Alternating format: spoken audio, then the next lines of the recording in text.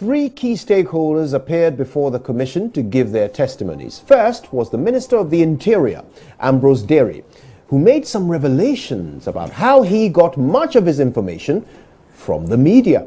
One very important submission that he made was that the masked men were not deployed under any of the security agencies under his ministry. He also clarified, although, that they were using police branded vehicles. The briefing that he had from the IGP indicates that the vehicles were not from the police service.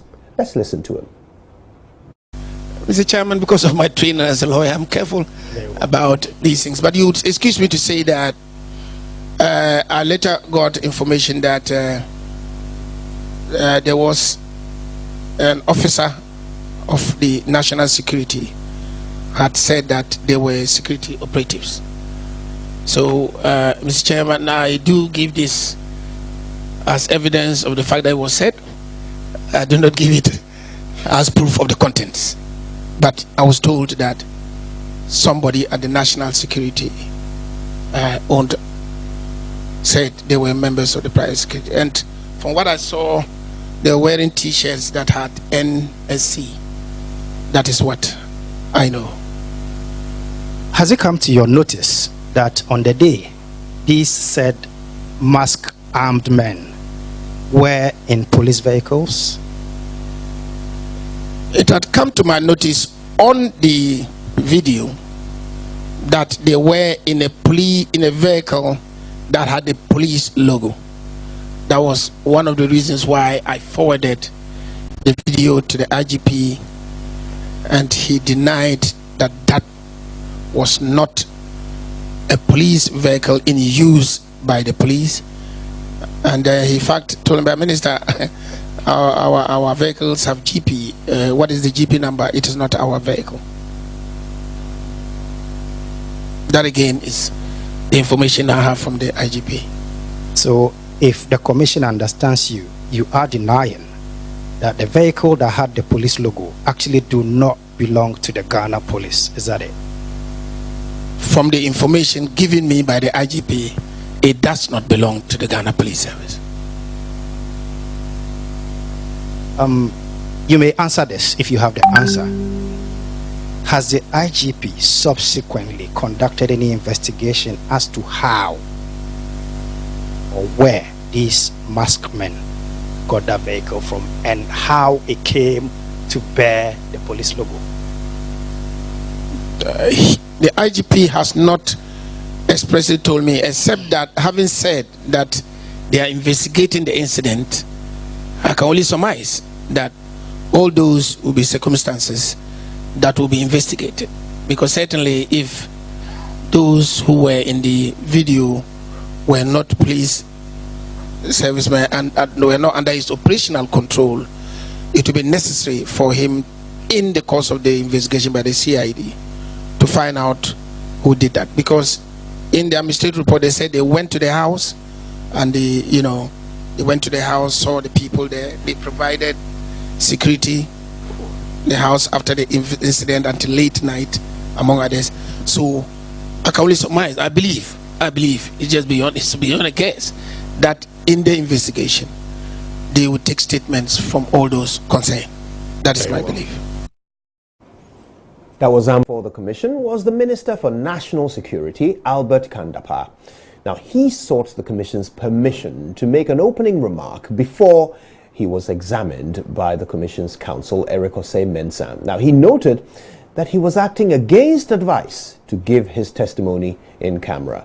During examination, he revealed some SWAT vehicles provided by the Ghana Police Service were used by the national security operatives. He, however, indicated the SWAT team did not go to Labawaleshi for by-election duties. I want also to emphasize that all those who were in uniform are regular policemen and officers. That there was no member who belonged to the national security operatives who was in police uniform. The SWAT team at the National Security Headquarters has some vehicles allocated to them for their day-to-day use. Some of them come from the police and are painted in police colors. Some are not painted. They belong to the national security, but they are available for the SWAT team to use as and when necessary. We are also told that they had covered their faces. That is nothing new. So they have always been part of the SWAT team. From the way they operate, they take instructions from the police, and as I said, they are not allowed to hold weapons. If indeed somebody who is not a uniformed policeman and member of the SWAT team did use any weapon, that would go against the normal rules of engagement, and that should call for sanctions. In charge of national security, Brian Achampong, who clarified that he at no point had said he deployed the masked men who allegedly caused mayhem during the by-election. The intelligence they received suggests that some undesirable materials were being sent to a particular warehouse, and they had extensive details on that intelligence, and it included weapons, which they were concerned about. And were they successful in retrieving these weapons? I mean, the SWAT team. It is a question that I have asked them almost 1,000 times in the last 1 week.